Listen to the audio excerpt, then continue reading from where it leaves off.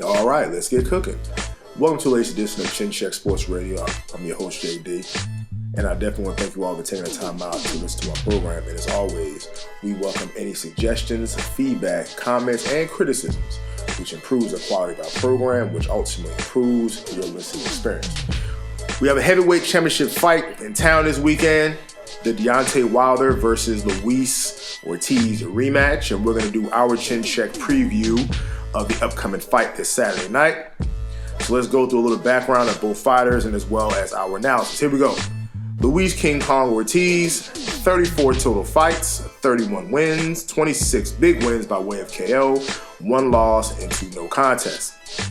Now, some notable opponents on Luis King Kong Ortiz's resume. In April of 2014, fought one-time heavyweight title contender Monty Barrett, who I've had the pleasure of meeting some years ago back in 2005, back in my home state of New Jersey. Actually, Monty Barrett, very, very nice guy. In 2015, had a TKO win over heavyweight Brian Jennings, who in his previous fight lost a unanimous decision to Vladimir Klitschko. In March of 2016, he defeated Tony the Tiger Thompson. And Tony the Tiger Thompson, if you guys know who he is, was knocked out twice in heavyweight title fights against the aforementioned Vladimir Klitschko. So you can say Tony the Tiger Thompson was a 2-time heavyweight title contender. Then Luis Ortiz then set him up to, then really kind of fought a couple of nobodies. Then he ended up fighting Deontay Wilder in the rematch, and we're going to break down as to why we have this rematch. So after the Deontay Wilder loss, fought 3 more fights against, you can say a bunch of nobodies. A TKO over Razvan Kajanu in July of 2018, a TKO win. A TKO win over Travis Kaufman, December of 2018. And a Christian Hammer, a unanimous decision in March of 2019. Let's go to the reigning and defending WBC champion, Deontay the Bronze Bomber Wilder. 41 wins, 40 big knockouts, 1 draw, and he was 34 years old, while Luis Ortiz is 40 years of age. Now, some notable victories is in April of 2013, Deontay Wilder knocked out Audley Harrison in England in the first round. Now, Audley Harrison was possibly seen as the next great British star. Probably the last great British star was Lennox Lewis. So people thought that Audley Harrison was actually going to be a big star in boxing, following that mold of a Lennox Lewis. And he eventually was supplanted by Danny Williams. If you know who Danny Williams is, fought Mike Tyson in his next to last fight and beat Mike Tyson. So Audley Harrison was a heavy hype train. And I think for Deontay Wilder to go to England and knock the guy out on his home turf, I think that started getting people's attention to who Deontay Wilder was. Because those of you who don't know, Audley Harrison was a little bit of a name as he was progressing up through the ranks as a rising young prospect. In March of 2014, fought heavyweight Malik Scott, another French contender in Puerto Rico. Then he fought Chris Arreola. Now, Chris Arreola, too, was another solid fighter who was another French contender, most famously lost a fight to Vitaly Klitschko, where he was overwhelmed in that fight, and he, after the post-fight comments, said, "F that, I'm coming back," and he clearly got emotional. So Chris Arreola was a Mexican fighter, had some talent and ability, again, was a rising contender, and ended up losing to Deontay Wilder by stoppage in 8 rounds. So now Deontay Wilder then fights for the WBC Heavyweight Championship against Bermane Stiverne. And January 17th of 2015, now Bermane Stiverne is the only person till this day, well, until they fought a rematch, we'll discuss that in a minute, where Bermane Stiverne went the distance with Deontay Wilder. Actually a very popular fight. And the reason why people were really anticipating that fight, because Deontay Wilder represented the really last American heavyweight champion. Because remember, the previous decade, the heavyweight title had been dominated by Lennox Lewis, and then eventually Vladimir, and Vitaly Klitschko. So it was a thing where you had a European domination of the heavyweight championship of the world. So people wanted to see a heavyweight, because again, when you have an American heavyweight champion of the world, it does draw in people, it does draw in ratings. You can say national pride that comes with it, because the last great American heavyweight champion of the world, we're going all the way back to the Mike Tysons and the Evander Holyfield, and that's in the 90s. And Lennox Lewis unified the title, I'm going to say, in 1999 when he beat Holyfield. So from 99 until Lewis retired in 2003, beating all the other contenders, including Mike Tyson. And of course, the Vladimir Klitschko era, that was in that dominated. So you had a long time where you had European dominance of the heavyweight championship of the world. So Deontay Wilder was seen as America's hope to, quote, bring the title back to America. So a lot of interest into that fight. Deontay Wilder does have a great personality. He is very charismatic, very, loud and brash, but he seems like a genuine person, I would say, at heart. And he definitely has an air around him. He definitely has a presence. He's tall physically. So when he won the fight, I think that definitely opened up a lot of people's eyes. In 2017, in November of that year, he knocked out Ermis Taverne in the rematch in the first round. And you can look at the clips on YouTube. It really wasn't a competitive fight by any stretch of the imagination. Then he had a fight with Luis Ortiz and had a draw with Tyson Fury, and we're going to discuss that fight in depth if Wilder wins this weekend, then the rematch is all set to go, and we'll do our breakdown of that. And then knocked out Dominic Breazeale in May of 2019 in the first round, and again, definitely a brutal knockout. So the tail of the tape, Deontay Wilder stands 6'7" in height with an 83-inch reach, while Luis King Kong Ortiz has a 78-inch reach and stands 6'4" in height.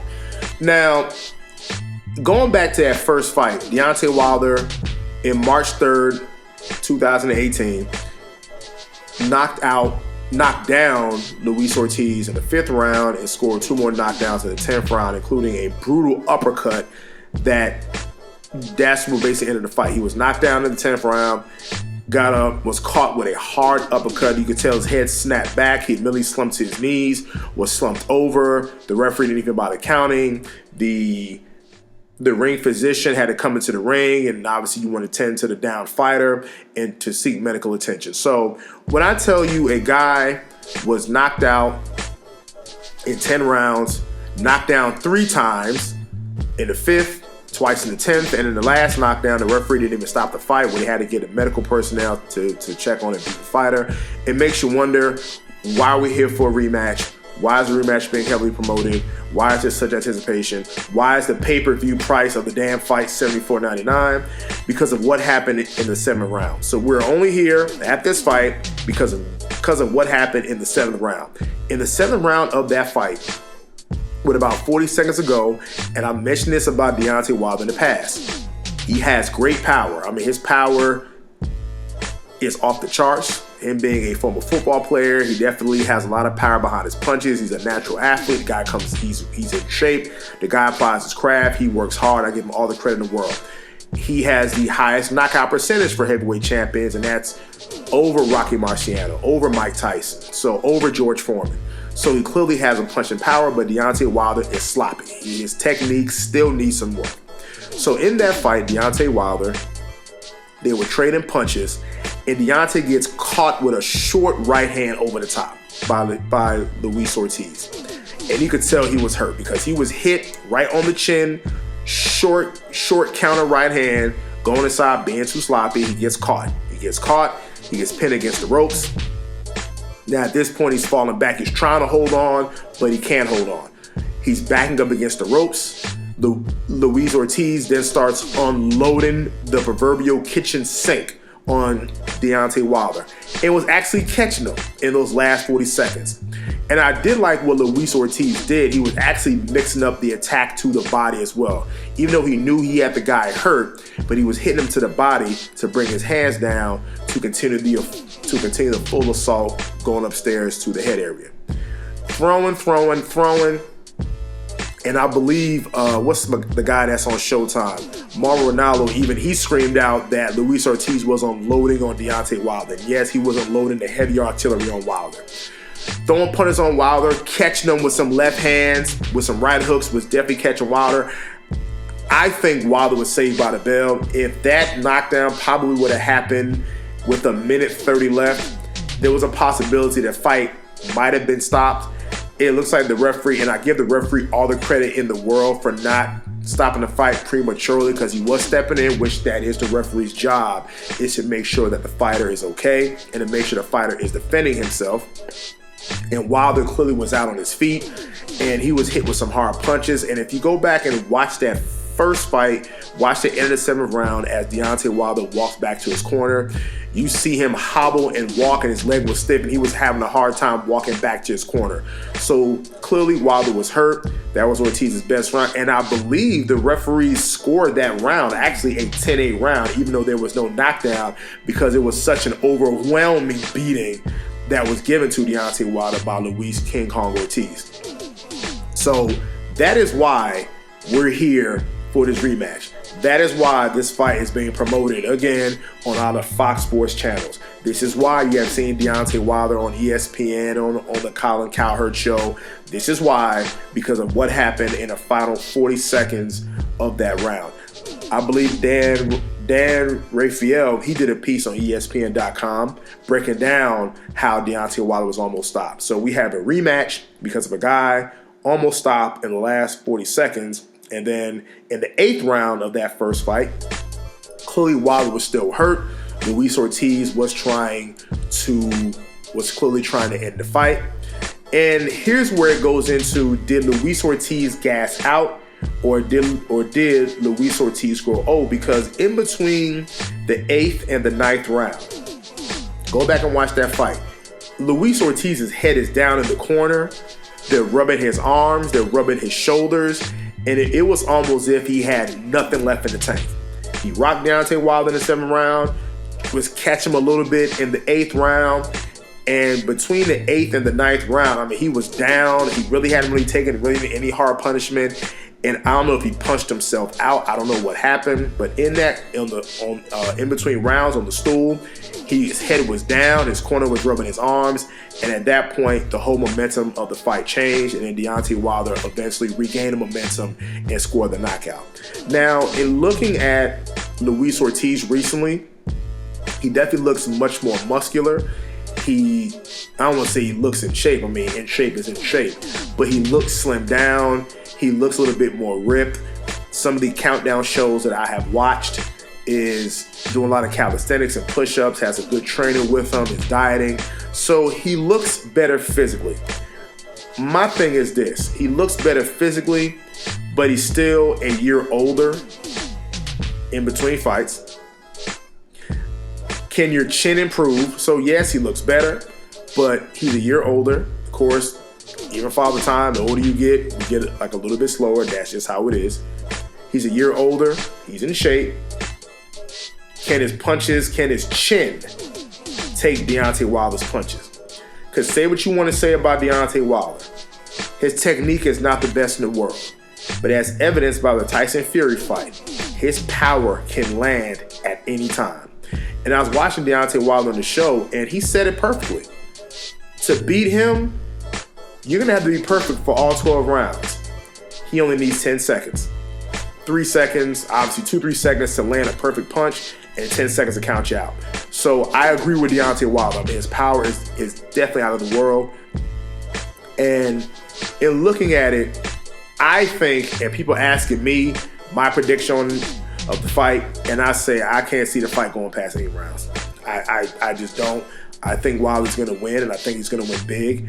I don't think Ortiz's chin can stand up to the power of Deontay Wilder.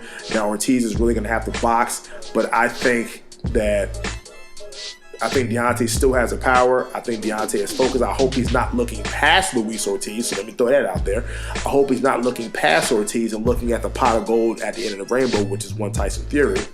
But how Deontay carries himself, I don't think he is. I think he is. He does have a razor sharp focus, but I don't see that fight going past 8 rounds. because I don't think Ortiz's chin can stand up to Deontay Wilder's power, and I think it's going to be a wipeout for Deontay the Bronze Mama Wilder, retaining his WBC Heavyweight Champion, and then hopefully we get a rematch.